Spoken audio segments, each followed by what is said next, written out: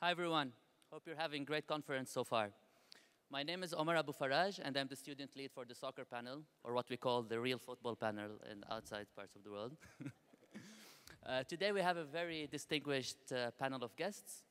We have Steve Brown from Everton FC, Drew Carey from the Seattle Sounders, Alexi Lalas from ESPN and ABC Sports, Stephen Houston, a regular guest of this panel from Hamburg SV, Scott McLachlan from Chelsea FC, and the panel will be moderated by Mark Stein from ESPN. The panel will run till around 2 p.m. today. We'll be leaving 10 to 15 minutes for Q&A at the end of the session. So if you have any questions, please text ask1 to 37048 or tweet with the hashtag SSAC anytime during the panel. And with that, I'll turn it over to Mark. Hey, everybody. Thanks for joining us, our second soccer panel here at Sloan. So kind of 1 year on, let's get started from there. I think, for lack of a better term, Moneyball is something everybody knows about now because of the movie. Mr. Houston, are we at the point yet where just in this last transfer window in January, can we look at a couple signings, 2 or 3 signings, and say, you know what, those were, quote, Moneyball signings or analytics-driven signings by clubs in England? I think, firstly, it's been an amazing year in terms of seeing the clubs, seeing the traction that the whole analytics movement, Moneyball, everyone's read the book, everyone's watched all the senior executives are au fait now with the use of analytics. The challenge is to, get buy-in from the top, which some clubs really have made big progress, mostly in the EPL, but the MLS and there's other leagues that are really starting to be very analytical. It's important to say that there's 3 main areas. There's match analysis, making the team better. There's player recruitment, evaluating who you're going to bring in, when to sell, who to buy, and then sports science. I think the player recruitment area, which is what I'm focusing on, has seen huge areas of analytical, people coming into certain clubs. I think particularly in January, you could see there's been a movement of short-term deals, loan deals. And a lot of those, because they're very short-term, they lend themselves to data analysis. So you can bring in a 34-year-old for 6 months that in certain positions the data would say, it's a very low risk, high reward potential transfer. There's a lot of examples now happening, but it's slowly, it's not as, it's a part of the decision-making process. There isn't really, no decisions yet are going to be, a majority stat-based decision. It's getting the data in an early enough part of the process where, it's leading you into which players to sign and not just a checker you use. You don't just use the data to just check at the end. It's really leading which kind of players you're bringing in. How about clubs, Scott? Do we have an Oakland A's, a Houston Rockets? Can we identify a few clubs that are really, really using data as a big part of their operation? Out with Chelsea. There's a core group in the Premier League that I think use it well, and it's become a key part of their work. Everton, Fulham, Chelsea, Manchester City, Tottenham Hotspur, the drivers abroad, Dortmund, Hamburg, with Stephen from his vast experience. But there's different ways of using it. Clubs in Italy are using analytics perhaps to recruit players from South America because they have different labour laws on getting the players into their league, and they'll use analytics to buy those players to accrue value to sell on. So there's different ways of using that, for sure. And then Alexi and Drew, where are we with analytics in the MLS at this point? How much further behind or how close are MLS teams to incorporating data and analytics into what they're doing on a daily basis? Well, I think we're, up in Seattle, it's kind of like the part of the culture up there. We were talking in the VIP room, we have our Microsoft Xbox as our shirt sponsor, and Amazon's up there and stuff. So in Seattle, everybody's kind of like analytic driven anyway. So we use everything we can get. And when we have teams like, Chelsea come to play us in the summer, we always pick their brains about what they're doing and try to copy them. you know, if they're doing something good and get all their best practices. So in Seattle, I think we're doing pretty good. We use a lot of stuff. We haven't found a magic formula, but neither has anybody else. So, you know, hopefully everybody's looking, you know, for the try to spin. Yeah, I don't think that MLS teams are necessarily far behind, but there is a reality when it comes to you know, the financials behind Major League Soccer and making sure that you have buy-in. We talked, you know, earlier about making sure you have a champion, and whether it's an MLS team or probably any team in the world, at some point these guys or many of you will walk into a room and have to convince he or she, whether it's a GM or an owner, that this is going to make their job easier. And what are we really talking about here? That it's going to help them win. And that's difficult. But once you do get buy-in, and certain clubs in MLS have more than others, but I do think that they're behind in terms of the EPL. I mean, you only mentioned 4 or 5 teams in the EPL right now, and MLS teams have a lot of things to worry about. But it's a no-brainer at a certain point if it is going to make your job easier, especially in MLS where there's not a lot of money, and you have to be very, very careful because if you make a bad decision, it can be dire in terms of the consequences. Yeah. I would think that this would be something that all teams would want to make sure that they have the ability to use. Yeah, and MLS are, our top players get like, our average players are getting like $75,000, $100,000 a year, $125,000, something like that. So the edge for us is all on how the team is managed. You know, we can't really just go out and just buy a whole team full of, $5 million players because nobody can, we're not allowed to do it, can't afford it. So, but we can, give them the best training tools we can find and give them the best, nutrition we can find and, the best, in Seattle, we test their blood to find out if they're like vitamin D deficient or anything like that, make sure they're supplemented. And, we do, and that's easy money to spend. Like there's one system we use that costs $50,000 a year, but you spread that over a season per player. It's not that much extra invested, on top of their salary, and it gets us such a big edge over everybody else. Why not use it? So we're after any edge we can get, just because of to be honest, because of the salary cap restraints.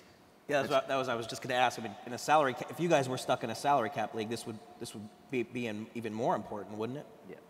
Yeah, I think I'm now working in Germany, which is 50% of every team is owned by some sort of fan ownership group. So you tend to find them more rigorous in how they're evaluating their outgoings and incomings. And so the analysis side has been a bigger, they're very open to it. And what we're doing, particularly at Hamburg, is, especially with the scouting, it's a global game. So we could sign a player from Chile, I could sign a player, from England, from Germany. There's so many players. How do we effectively evaluate them all when we have most staff, scouting staff, 10 people? Yeah. 15, 20, depending on the size of the club. How can they effectively evaluate 10,000 players, let's say? So this is where we try and use data, as an example to filter down those 10,000 players to, well, let's focus on these ones. Now let's talk to the senior management, get buy-in from the coaches, okay, now this is what we need, this is what we're looking for. So it's a process, and to get it involved as early as possible and to get the whole organization. I think in football we're behind in terms of how we use the data, because we have all the X and Y data that the guys were talking about with basketball that they just have. I don't think we've done a good enough job at explaining it to the coaches, explaining it to the decision makers, and this is our challenge, visualization, language of football, getting the message across. It's getting a lot of traction now, though, and it's really exciting. A lot more analysts, and not just analysts which have historically been video analysts, but actual data analysts, making it, data mining, this kind of, skill set is slightly different. You and Scott specialize in recruitment, scouting. Steve Brown on the end at Everton, you're a game analyst, so if you could kind of explain to us the differences there. And then I'm sure everybody in here who follows soccer is well aware, Landon Donovan just went to Everton, had a sensational loan spell there in his MLS offseason. Maybe you could paint a picture for us of what would be some of your interactions with Landon during the course of a week leading up to a match. What kind of data would you be providing him? Yeah. First of all, I'll just reiterate what Steve and Scott have said, that a lot of the analytic work that's been done in the EPL at the moment is really concentrated in the recruitment side. I think in the performance side of our job, it's really still in its infancy. We've been sitting on years and years worth of data and really not being able to push the boundaries with it at all. And now all of the EPL clubs have actually got the same level of data. It's now up to us to try and interrogate that data more and actually take it a depth further and put some context to it.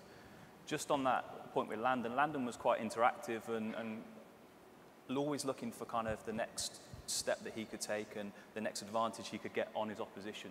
So it wasn't necessarily just numbers that he used to come to, but he used to come and ask for kind of a breakdown of his opposition winger, or that he was going to be having to double up for our fullbacks, and his opposition fullback that he would be playing up against. So he'd just want trends and traits of what that player was doing and what their strengths and weaknesses were. So that's really where we helped Landon out really on the video side. Are most guys proactive like that? Is that the norm now? I think it's probably half and half, really. You know, there's certain clubs which push it a bit harder, you know, kind of with the iPad, release the clips out onto the iPad so they can actually watch and sit down and watch their opposition. At Everton, we're actually control quite a lot of the work we do with the manager, so they actually see a lot of the detail in kind of more team meeting sessions, so they get that coverage in that respect. But you'll get the 50-50 really coming in to sit down and break down their own performance, but also looking to see where they could get an advantage off over the opposition. Alexi, what kind of player would you have been if they had this stuff when you were playing? Do you want to know, or is it too much information? No. I actually, and just by coincidence, when videotape came available and you were able to watch yourself, it changed everything for me. And I wanted to see myself immediately after the game, what I did throughout the week, and I would do that. And then obviously DVD. So much so that I also recognized early on in my career that the amount of possession that I had and the amount of times that I didn't lose the ball as a defender was good. And I actually would track myself after the game, and this is how many times I did it. And then when I got a little older and I could throw my weight around a little bit, I would get a rookie to sit on the sideline and track me throughout the half and give me the stats at halftime, because I knew that if I was losing the ball, and I'm not talking about a game-saving tackle or anything like that, but a ball that I have at my feet, if I was playing a ball 30, 40 yards with no pressure on me and I lost that ball, if I was doing that more than maybe once or twice a game or a half, something was wrong, and I shouldn't be doing that, and I wanted to track it. That was just something that I did. As far as players buying into it, I think a huge component, the data and the numbers are one thing, but if you don't have the video next to it, it loses something, because players can be asses, all right? And they will be revisionists. They will look back at a play if you ask them about it, and they will say, this happened and this happened. And when they actually look at the play and they're faced with it on video, it's a completely different experience. So the ability to take those numbers and match them up with a specific play during the game or a series of plays to show this is why you may need to think about doing this, that is crucial. Because the numbers for the players, we talked earlier about your ability to be able to distill it and be very clear and concise, whether you're dealing with an owner or a GM, but also when you're dealing with the players. That is crucial to get buy-in. So they recognize that this information that you're giving them can help them be better, but more importantly, they can wrap their minds around it. You might use the data to find which video to show them rather than to show the players the data, because you're making it relevant for them. And we've all talked about it before. Making it relevant for the user in football, in any industry, I guess, is one of the key challenges we all have. Distilling complex information into something that we can use, that makes a difference, can bring better players, can, tangible effects. And the coaching staff have got to be able to see the benefit of it and that they can apply it into a practical environment.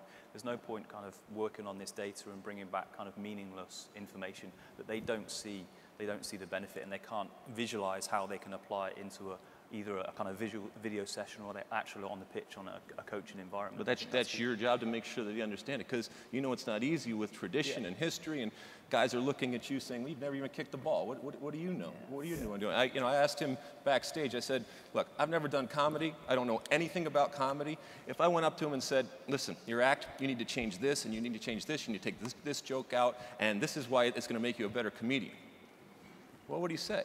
I get it a lot, actually. Yeah. You'd be like, this guy doesn't know what he's talking about. Why am I going to listen to him? But you know, if I'm able to show it in the right way and sell it, I mean, ultimately this is about selling something, then maybe he'd buy in. You know, the culture of the team has everything to do with it. If, like our coach, Siggy Schmidt, always, like we have to supply stuff that people ask for. You know, it's not a matter of us telling the coach, here's what you need to know. Like, it's stuff they say, hey, we need information on this, or the player wants to know this or that, and we have to be able to supply it to them and show them the video. Like, Osvaldo Alonso, like, there's like places we can go and get, like, there's video for everything. Every game that's on TV, there's a site where you can get video and look at it. And we're able to break down, like, we can tell them that, like, the last 11, 20 times he lost the ball on a one-on-one. And, you know, he would ask for stuff like that, and it's the players wanting to know. It's not us telling them. You know, the buy-in is all there in the team, and that's part of our culture there. So we're able to show them, like, here's the last 20 times you lost a one-on-one. Here's 10 seconds of each of those, and here's what you're doing wrong, because every time you have it on this foot instead of the other foot, and that's why you're losing the ball. And if the players want to know, like, if they're defending somebody, what part of the field is he on when he makes high percentage passes? You know, so they can go to that part of the field and shut him down, or get on the right side of him to shut him down so he doesn't do that. And a lot of it is on our team is coming from actually the players and the coaching staff ahead of time. That it's stuff that we have to look for them. So our system is kind of it's a good system up there. Like everybody bought into it because we're a new team and we were able to establish that immediately. It's not like we took over a team and have to convince people that have been there for years and years. So we got kind of lucky. We were able to establish it right off the bat that this is how it's going to be. Let's say you give off this vibe that the Sounders are open to anything and everything. Yeah, best practices. We'll use it. It's not that way in traditional leagues in Europe, right? Well, I mean, yeah, but we're new, so we're able to do it. What's it going to take for the old football guard to be more accepting? Because as you guys have mentioned before, it's not like American sports where you have that GM layer that we have here in our team sports, and a GM can put a whole department in that does what you guys do, whereas, you know. We're still a long way from that because Stephen will concur on this, that you're having to manage up the way.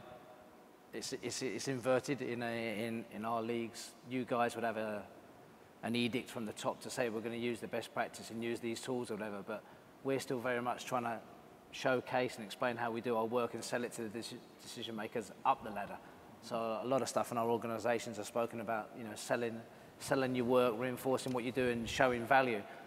But there could be some argument that that's actually taken away from your energies of actually the core part of your work is you know, you're maybe spending 20% of your time selling your work and the value of it rather than maybe actually doing that. The sport's seen a big expansion in the number of analysts within the leagues, all the way down to tier 5 teams.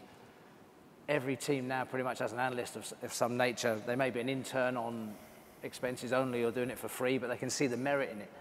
Likewise, there's been an expansion that teams will have 4 and 5 analysts, maybe down as far as the academy, etc.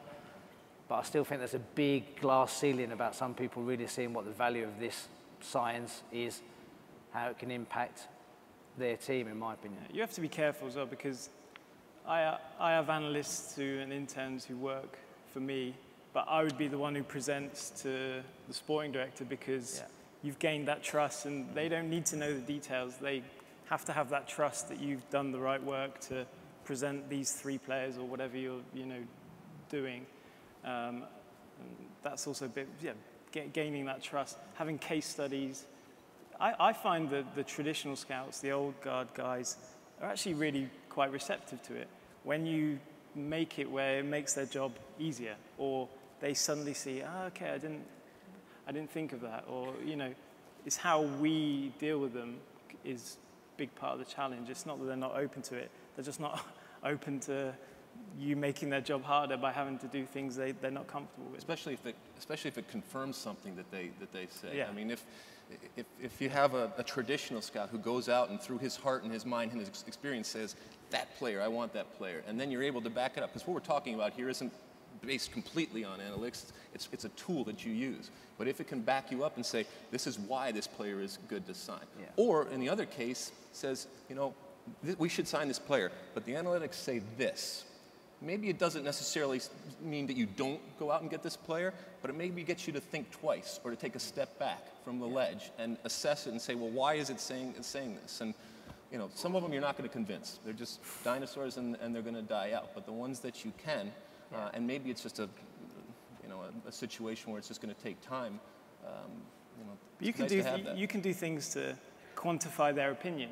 So if you say to them, okay, give us your 10 best wingers, you know, subjectively, and then you can use the data to show that those 10 wingers all have some traits. Either they're, you know, good in the dribbles, good in the duel. You know, you're making it so they feel part of it. You're not just battling against them. You're kind of going in the same direction, and that's a real challenge. But a lot of football clubs have made big progress in that area, and there's more opportunity for young, bright people to come into clubs.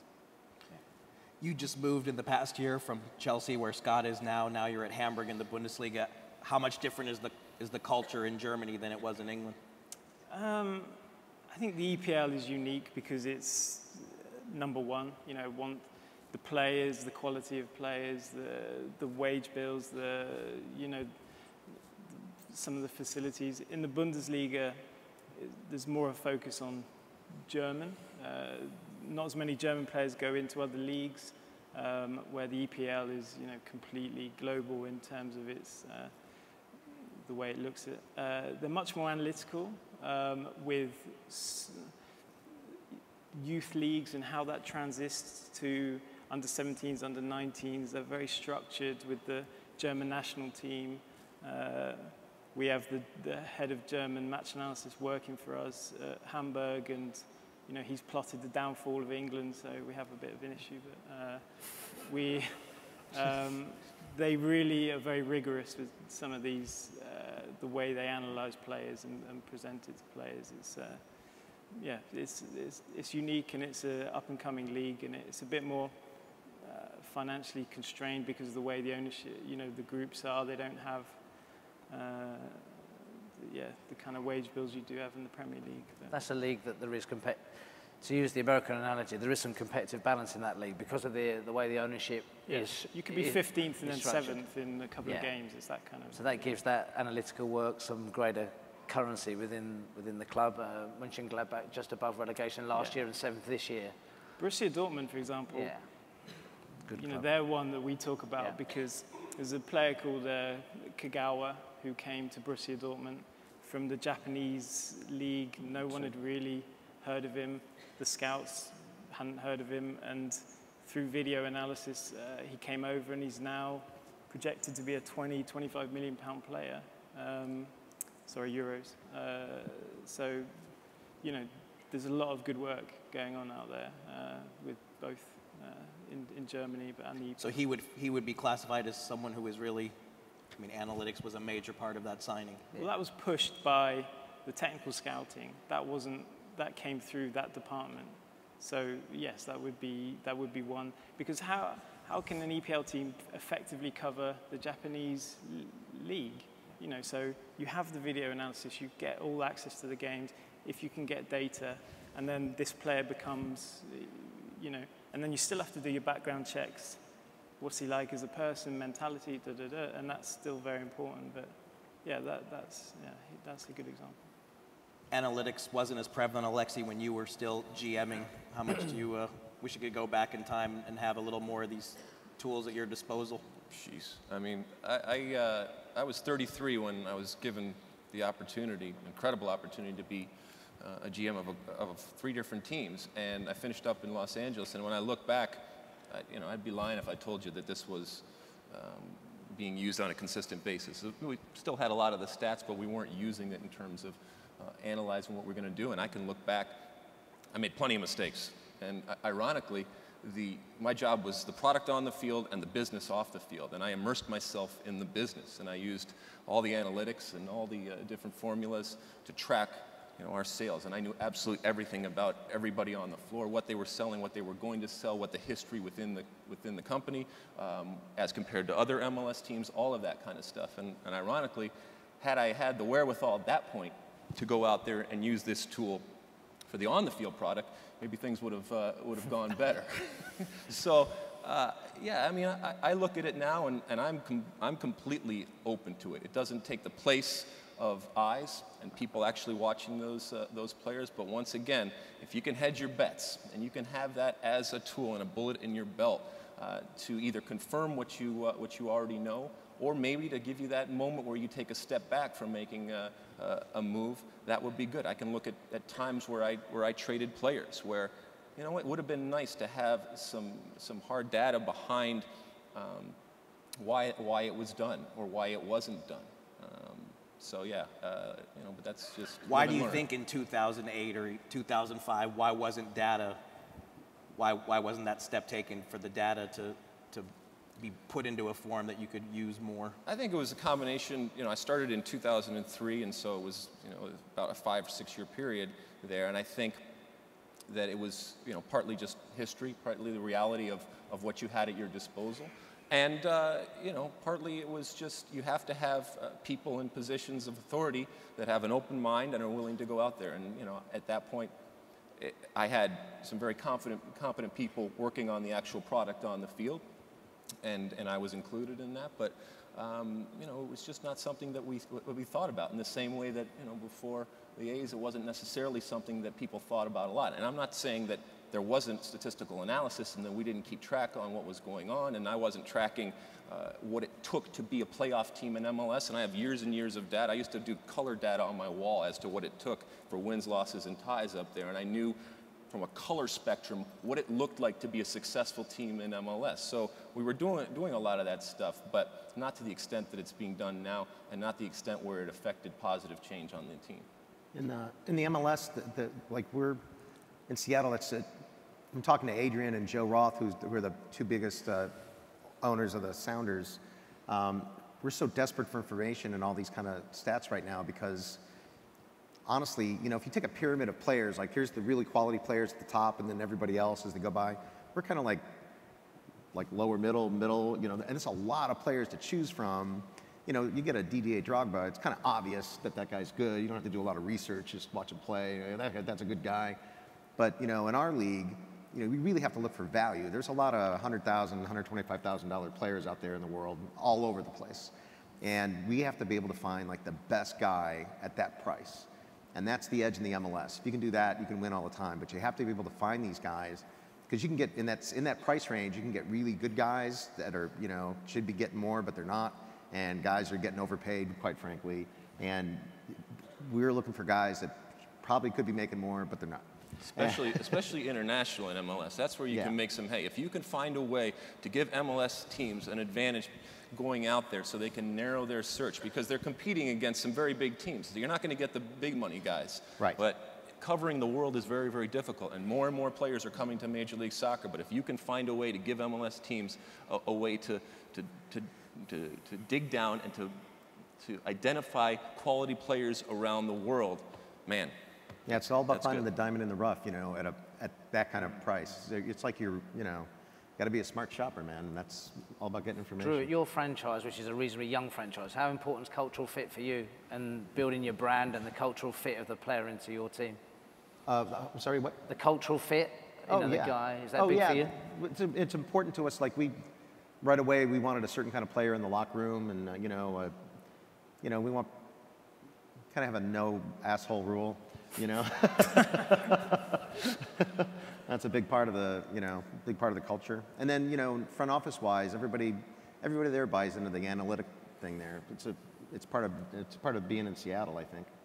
You know, it's knowing what data to look at as well. When you talk about Didier Drogba, if you look at some of the physical data in terms of distance covered, high intensity runs, things like that, the two probably with some of the lowest data can be the target man striker and a goalkeeper. And that's arguably the two most important positions in your team. So how much is physical data telling you about which players we should buy?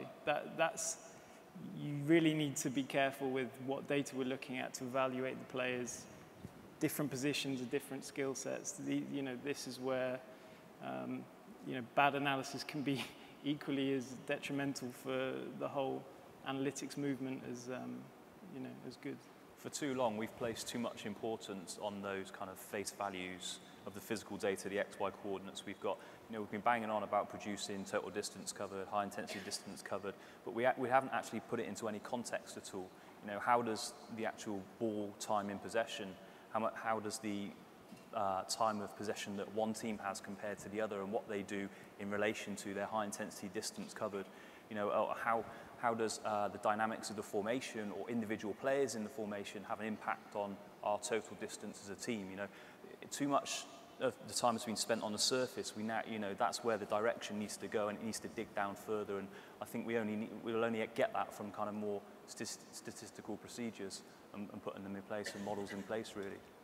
I think one big difference as well, quickly, is the NBA has the box score, so all you guys can play with data and then create your own models, things, send it into the guy. And a lot of the analysts who have jobs with the NBA teams have had blogs or websites, have created, you know, done their own work. The data isn't really publicly available. So we're doing it internally, which means it's probably not going as quickly because you guys can't, you know, take it and run and create your own things and, you know, and do that. So that's, you know, one difference is we're trying to do it internally.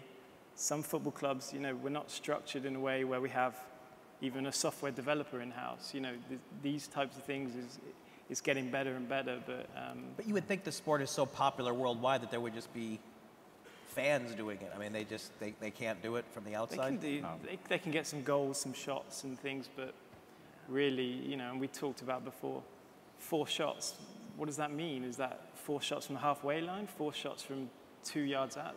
That's the data we're trying to categorize, better categories of data, which just isn't available, you know, in the public. Do any of you guys have working on a formula for, like, you know, shots versus shots on goal versus quality shots on goal, and what is the good percentage that you look for, and what do you try to tell, you know, oh, this guy has a really good percentage of shots on goal compared to shots, or this guy takes a lot of shots, but so what, because none of them go into the goal and none of them are good. Do you have a number that you try to hit with players? Yeah, no, exactly. What is it? You have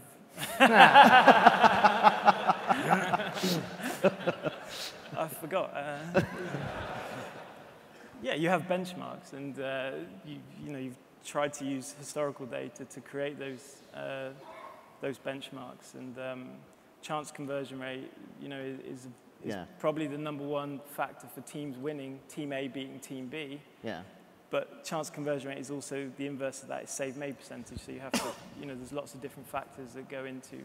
And one of the, you know, this is one of the problems with the data with football, the noise, you know, the guys, every situation is totally different. We don't separate, we don't categorize difficulty of shot. What you can do using the X and Y data, and that's what, you know, where guys like StatDNA are, you know, and decision technology are helping with you know, not just what the shot is, but how probable was it to be a goal, and all these different factors. Yeah, you know, I grew up a big, you know, baseball fan with all the stats, and an American football fan with all the stats, and it's so situational. You can really, especially in baseball, it's so easy to predict what guys are going to do in a certain situation against a certain kind of pitcher, and in soccer, it's, man, the game is so fluid, it's practically impossible. Yeah. And there's, like, honestly, thousands of people trying to find the magic formula, whether it's, you know, the pass that leads to the pass that leads to the shot. Like, where do you credit the main stat? You know, is it the pass that leads to a shot on goal? Is that the main thing to look for in a player, or just the guy that makes the shot? Everybody's looking for that magic thing, that magic formula. And I think if it was to be found, it'd be found by now. And I think it just depends on, you know, your team and how the team's put together and how they're, you know, how they're trained to play, and you know, what kind of formation they're in and everything. That has as much to do with it as anything else too. It's a tough nut to crack as far as, you know, cold hard data. If you do A, you get B.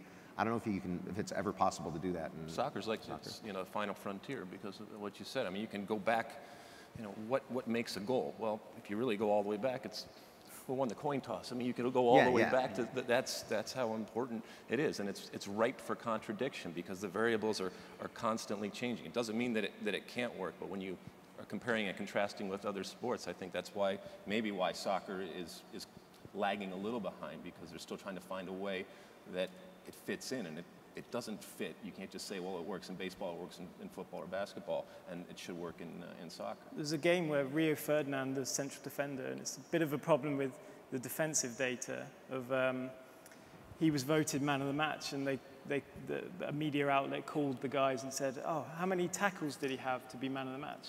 And then they look at the data and he had no tackles. And the assumption is tackling is a defensive, trait that you need. It isn't, and it's something's gone wrong if you're a lot of times if you're tackling. Exactly. So, getting the right data, knowing which ones you're supposed to be looking at and which ones you aren't, there's the famous anecdote, the goalkeeper, which you guys will remember from history, where total distance covered at the start was deemed to be quite an important factor in measuring performance, but then the smart Alec goalkeeper decided that he was going to disprove, and he ran backwards and forwards across his penalty area for a whole 90 minutes. And his score was far larger than two of the defenders, just to disprove that was a good marker for performance. Yeah. Steve, how much data sharing is there between clubs? And a lot of you guys, by and large, you didn't play at the highest level, so how much banding together is there as you kind of fight for that acceptance within the sport? I must admit, I think you probably agree, we're not too open really in what we're doing because we're all trying to get that competitive edge. Things like this where we can get together and share ideas but not really kind of give out our secrets are really, really useful. You've got guys like Decision Tech coming into play now and having a really good role with Tottenham and really trying to take that edge further. But to really understand what other clubs are doing is very difficult because we don't really outlay our secrets like the guys in the US do. You're not going to tell your main. You're all keeping your own analytics at some level, and yeah, I think so. And every club's probably very different. There are some clubs where they're doing internal coding, where they'll be looking to more kind of game philosophy specific work for their team, which is what they want to. Their coaching staff have got a team philosophy which they want to work to, so therefore they want to monitor those stats. And obviously they're not going to be applicable to, say Man United. If we did that internally, they're not going to be applicable to Man United because Man United have got different kind of set of circumstances and team philosophy. So I think that's quite an important part when you're looking at all of this data, that you're not generalising across the board, across whether it be the EPL or the Championship in England or the NBA. You need to be quite specific because the dynamics of each individual team. You take a Stoke, you take a West Brom, which we were discussing earlier, they've got a certain style of play. You take a Man United, you take a Liverpool, a Chelsea, or ourselves. We've all got our own individual traits of how we want to play. The manager's got their individual traits of how they want to set up. So it's important that you look at internally of how you can analyse yourself and how you want to kind of manipulate the data to support what you're doing, and don't necessarily generalise it across the board. Are we any closer to analytics that measure off-the-ball actions or team dynamics? We should be able to because we've got the XY data for all of the players. It's just, whether there are statistical, Steve will probably know a little bit more maybe, but whether there are statistical processes we can go through to actually kind of quantify that. You're talking about their position on like when they're not going to the ball, their positioning on the field and things like that? Well, I mean, most of their physical or their fitness. Most of the data involves the ball at this point. I mean, that's fair to say. Yeah. Defensive data is the hardest, part. We can pretty much easily highlight the best attacking midfielders because a lot of the skill sets are easily taggable in the data. The defensive side of it is about stopping things happening, which is not always, tangibly able to be collected. There is progress, but I think the biggest progress is in the area of the quicker wins, because that's such a finite detail to how you would analyze the coaching and the match analysis. There's other things you can do, with the scouting and trying to filter down the players that is more where it's happening at the moment, but certainly that's, it will progress. Even on the offensive side, when you try to find the value, if you have a cross coming in, excuse me, and you have a player that consistently makes a near post run, doesn't score, but he consistently makes a near post run and drags a man, and it enables space to open up and obviously other opportunities for something that's incredibly valuable to your team, and you have to be able to recognize that. And I don't know that you guys know this much better to me, but those types of things that happen in soccer, where in many sports the ball, the puck, whatever, is is so important. In soccer, maybe more so than other sports, what you do off that can affect incredible change, and being able to find value off that, off the ball, I think is I think that highlights a big issue that Stephen touched on earlier about the skill set of the analyst, because I may be outspoken and dare to say that some of the analysts in the game perhaps are too young to have had an experience in the game and know intuitively those issues that players and coaches would understand, and that leads to perhaps difficulty in framing your argument for a coach. You said backstage, you know, how we just explained something to Harry Redknapp, who's a 40-year coach in the game, played the game, understands the game, going to be England's next coach in the summer, arguably. And you're a 19-year-old kid as an intern straight out of uni who's going to say, by the way, I think we should be doing this on Saturday. I'm not so sure we help ourselves in our science with having enough people with that real knowledge of what a coach would look for in the game. They're good at the numbers, but that has to merge, dovetail with the intuitive knowledge of what the player's going to want to see and what the coach is going to see. I think we're quite way behind with that. But that's why the live scouting is still so important, you know, because of these things. Even the data doesn't show very well lazy players who don't cover their position defensively, track. Who's that? Name something. No, I forgot again. The live scouts see that. They watch how they warm up. Are they warming up seriously? These are all indicators that, again, there's more information to make your decision. So you two have to do, don't you have to do live scouting just to you have to be able to do both, right? You have to walk in their shoes, don't you? Yeah, it helps to communicate if, you know, if you've at least have the experience of being live and what you're looking for, you know, and it is very important. So maybe without giving us names, can you paint a picture for us of the process of identifying a player and how you get to that point from the first time someone's name crosses your desk to he's signed? Well, I'll steal a line from one of my mentors, Mike Ford, who worked at Chelsea. About 99% of scouting is who you don't sign.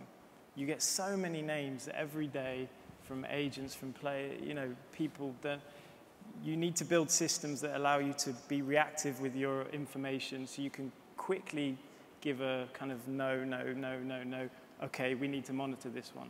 And so you're being more efficient with how you use, your data. So we're now highlighting players using data.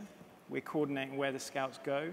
So a lot of the time, the scouts would go to certain teams too much or not enough and we would highlight using the data that these teams were not watching enough, these teams were watching too much, get to the right places, maybe, the players. But ultimately, you're not going to sign a player unless the scouts agree, yes, this is a player for us. The data may have helped that player get on the table, but it's still a combination, the catalyst for starting the scouting timeline is quite varied, because it can still be an external source. It can still be an agent can give a great recommendation on a player in Peru, and then you'll start the timeline. So then it might be, given the distance, that might be stats or video based. If it's in your country, you'll go and visit. You may have your talent identifier scout go first to give a broad brushstroke of his ability before you send a more experienced scout with a deeper knowledge as a cross-checker. Then you put supportive stats to it, then you get in buy-in from the coach, and before you know it, you're doing something that we haven't really touched on, is the due diligence. We don't have the draft and the interview process that you guys have when you're signing guys in your major sports here, so we've got to be a little bit more creative with how we find out whether that guy's a cultural fit, what he's like, what he does, what does he eat, where does he live. How do you do it? I'd have to kill you if I told you that. And there's ways. I mean, with how big the internet is now and information on players is, you can find things from newspaper articles, etc., etc., etc. You can, if you really want it, you can follow it. We haven't quite gone down the private investigator route yet, but it won't be far till soccer clubs, given the investment they're making in players, will be having a guy follow him for a week or two to find out what nightclubs he visits and who his best pals are. That won't be long in coming, because you need to know. As we said backstage, you can't have the profile of some of the clubs. You can't have your coach sit at the first press conference and not know that the guy's got some weird quirk to his personality. You need to make sure that you know that quirk and you've made the deal knowing that that's going to be part of the package. If you don't know, you're going to be open. As you know, the English press is famous for picking on everything, so you need to make sure that you know what the guys... I don't go blaming the media for everything. On the game analyst grapevine in the Premiership, are there any specific examples of data influenced decision X at halftime and that led to a change in result? I mean, are there 2 or 3 examples that maybe people talk about? I think most clubs are trying to find an intervention at halftime because we're all working and coding the game live anyway. So, you know, whether it be actual data interventions or whether it be actually visual interventions, I think, you know, there's a bit of a balance there. When we got to a little bit of work that we did when we got to the FA Cup final in 2009, unfortunately didn't win it, but, you know, the manager wanted to try and break down Chelsea both for and against on their corners, just so he wanted to try and get a competitive advantage, and we could try and build a structure to try and defend their corners, which were most efficient, and, you know, try and exploit their weaknesses. So I just went back through all of their corners that they had that year and tried to profile, okay, what were Frank Lampard's right foot in-swing corners that ended in this area of the pitch that had first contact, and tried to kind of just build a bit of a picture so we could then try and intervene with a strategy of how we were going to set up, maybe what type of players were making the types of runs consistently, so what type of markers that we would need to cover those runs, or what would be best suited.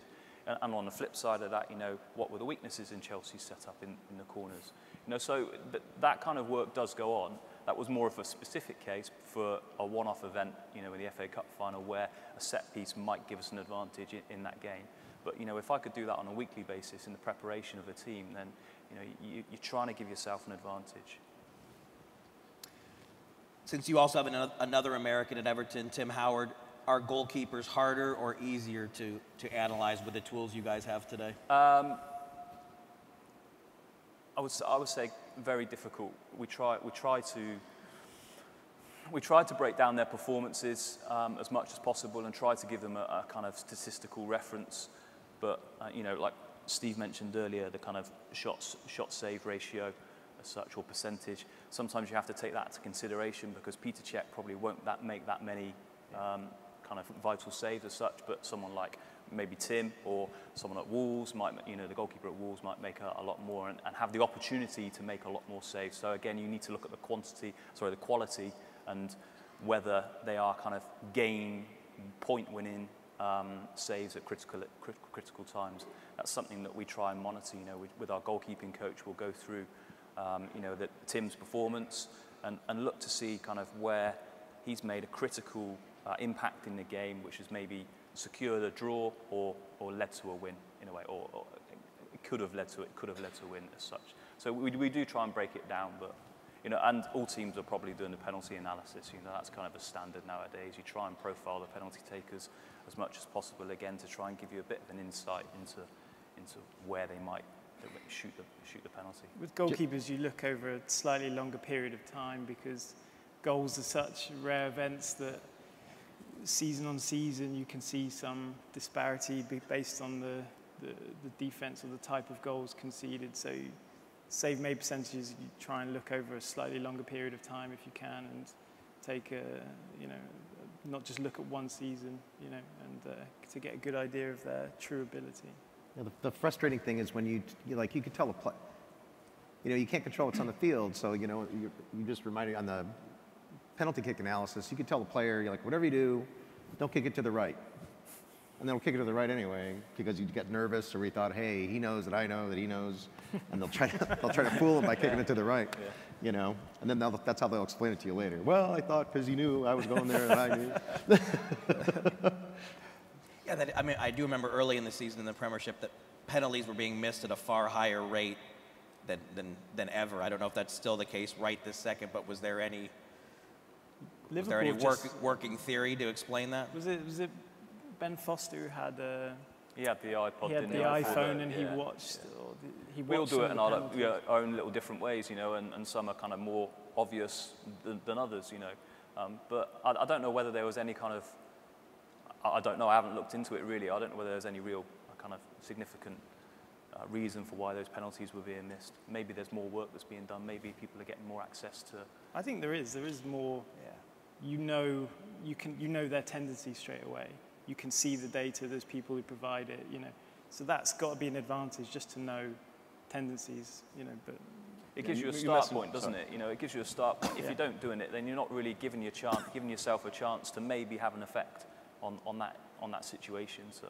And you mentioned set pieces, and we talked earlier about how soccer might not be the same as other sports, but anybody that knows me knows I scream and yell about set pieces all the time because they're so important, but they are the one point in a soccer game where everything stops and it's a set play and things can happen, and it lends itself much more. So it's no surprise that something like a penalty kick or a corner kick can be maybe more easily analyzed, and you can find out exactly what people are doing. But it's the one point in soccer where it does lend itself to that. And they're so important every single game. So if you have an advantage on set pieces and you know what's going to happen on defensive set pieces, and you know what you can use to exploit your advantage on offensive set pieces, that's a huge advantage. Yeah, definitely. Well, we're closing in on the end, but I wanted to read a few questions that have been turned in from some audience members. Here's one that you guys can all weigh in on. Is analytics in soccer situational only, or can it be used to factor into what team formation a team will use, whether it's 4-4-2 or 4-3-3 or whatever? I think Situational. both, right? It really, I hate to say depends, but it really does, it all depends. You know, you can, the corner kicks and stuff, it's situational, and then, you know, you might have, you know, if you have all good defensive players, but only one good forward, then you're going to play the one good forward up. You're not going to put two forwards up that are terrible.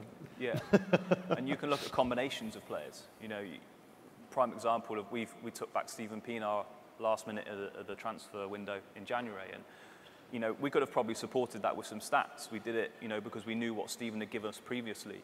But, you know, you look at the combination that he had with Leighton Baines at left back and the left midfield, and how many chances that created for us, and how positive their play was on the left-hand side.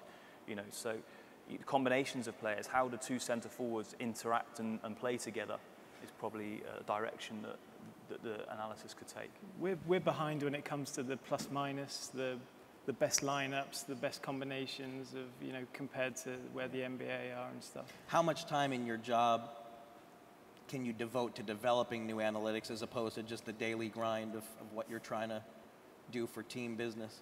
Yeah, I think that's one of the big challenges is, do we have time? So Stephen said a good example. The coach came to him with a question. We would ideally probably like to have analysts to come just, I don't know what the questions are. Let's use the data to find the questions. Why are we looking at corners? Maybe it's not corners. Maybe there's something else. That this is what, but, you know, we're not at a position where we have that, you know, playing with data time. And that's where you're trying to build teams, interns, and, you know, to do that. Historically, we've relied on suppliers, Prozone, these kind of suppliers, to do that for you. Now, because of the analytics movement, people want to do it internally. People want to have their own guys doing analysis, you know, so it's progressing in that way. Here's another one from the audience. Player transfer values for youth players between the ages of 15 and 20 can be substantial investments. So what kind of data is the most valuable when you're either predicting development or just trying to set the valuation of a player? That's very difficult because there's no data.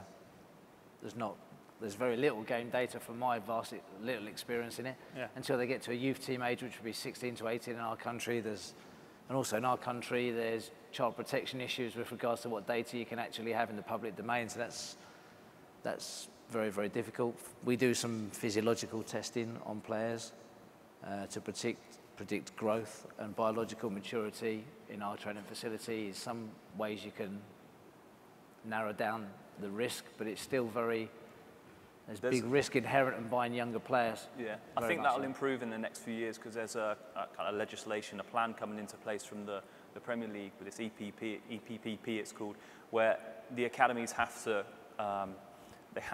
take more accountability for what they're doing internally to get certain status. And one of the remits is that they have to be a top level academy. They have to be providing kind of data analysis and going through match analysis processes, and they have to have 2 full-time analysts working in the academy to try and develop that and cover that basis. So I think you'll start to see more data becoming available. You know, I think the Premier League are looking into how they can integrate that across the board, especially in the Premier League academies, to try and provide that data analysis for that level and possibly the reserve team level. which is the interim level. So I think you'll see a bit more of an improvement in the data availability. And so scouting someone from Peru could only be slightly easier, right? I mean, you're not exactly sure what you're looking at.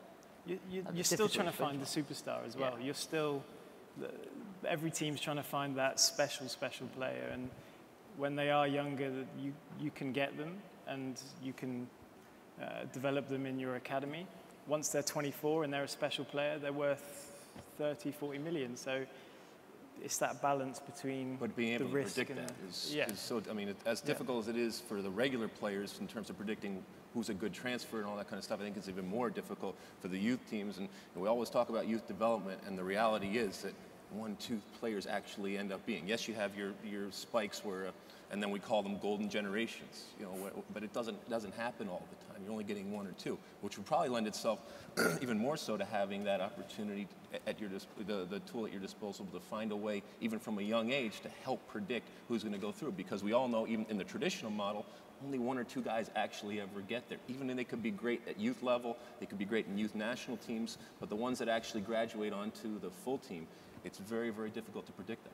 Yeah, and in America, it's tough too because it's, you know, somebody might say, oh, this kid's great, he played at so-and-so university and he scored so many goals, but you have to look at the competition he had at so-and-so university, might not be that great, and, you know, might have been, I could have been able to score goals for him if I went there, you know, so, like the thing we do is, there's no hard stats to look at like there is for NFL and NBA where the competition is good all the way up and the colleges are kind of feeding ground. So we actually, I think what we do is we have people that we're interested in, we get a bunch of them, we invite them into a combine and just watch them play. And that becomes our baseline, how they did at the combine, how they played, and then, you know, we take it from there. And I think that's getting eyes on somebody in a game situation is probably the best way to go for youth development. Because, you know, and also when you're running your own academies, of course, you have all your own information from your own coaches that you trust. But coming, you know, youth from the outside, it's tough unless you get eyes on them, I think. I mean, you guys sound envious when you talk about the NBA draft. A combine like that in MLS is only 2 or 3 days. But No, in the NFL and the NBA, you know, they get real-time experience playing in colleges. In America, they don't. And I think the college system is actually not a good system for the MLS. Because they don't play, the season's not long enough. You know, the competition isn't hard enough. And I think the sooner the MLS develops their own academies and has our kids playing, you know, 10 months out of the year and against high-level international competition and send them overseas, the better they're going to be. And, you know, we get good guys out of college, but they have to be in the MLS for a little while to develop up. And I think we could get guys more right out of the box if they came from our own academies and had harder training and more competitive training on the way up. you think we'll see that day in the maybe not near future, we're working on it. In the eventual future? Oh yeah, before I'm dead, yeah. That's what, I mean, that's the whole, every MLS team is starting an academy system now, and that's the reason is, you know, we get guys from colleges that turn out, but it takes so much work to develop them out of colleges because, you know, they play 4 months maybe, you know, it's not enough. But I guess what I was saying, like you guys seem envious of the college system that, you know, if you had a draft, your life would be a little bit easier to scout a finite group of players. Which I'm particularly jealous of the opportunity to get to be near the athlete, to make sure you're limiting the risk of that particular signing and the free sharing of data on that player's career prior to that moment and allowing you to make a value judgment on what you're going to do with it. We have to work in the shadows a little bit more in the darker areas, trying to find it for ourselves. There's no one place, no team in Europe is going to give up their players for 3 days all together and train and we can all sit and pick the best ones. That's just not going to happen because of the heritage and the culture of the transfer market in that continent. It's not going to happen. But then also, I think Daryl's probably jealous that if we find a player, we can sign him. Yeah. Daryl can find a player, but he can't sign him. You know, we have the ability to, if we're good at what we do and we find players in different countries, we can, you know, bring them over. There isn't that. It's not, you know, it's easier to get them in. So on that side, it's a bit of both. You know, you have benefits as well. Yeah, the NFL is really fortunate to have, and the NBA, they're fortunate to have all these institutions that are happy to develop their players for free, you know, for them. They do all the work for them, and you know, But I wouldn't want it that way.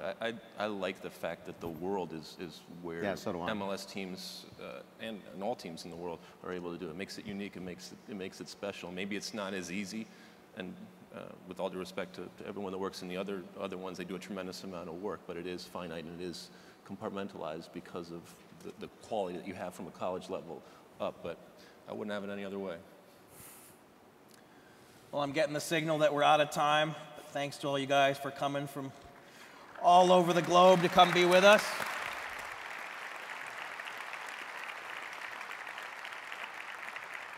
And thanks everybody for coming.